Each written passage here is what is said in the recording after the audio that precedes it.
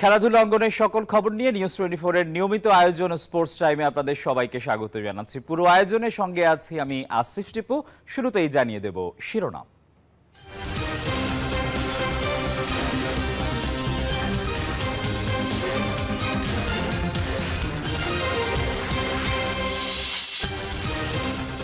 শ্বাসরুদ্ধকর ম্যাচে খুলনাকে হারিয়ে ফাইনালে টিকিট কাটল চিটাগং। শিরোপা জয়ের মিশনে কাল চিটাগংয়ের প্রতিপক্ষ বরিশাল। বিদ্রোহী নারী ফুটবলাররা দলে থাকলে কোচের দায়িত্ব ছাড়ার হুমকি বাটলারের, এই ইস্যুতে আজ সিদ্ধান্ত জানাতে পারে ফুটবল ফেডারেশন। এবং শেষ সময়ের নাটকীয় গোলে কোপা দেল রের সেমিফাইনালে রিয়াল মাদ্রিদ, ইংলিশ লিগ কাপের সেমিফাইনালে আর্সেনালের হোঁচট।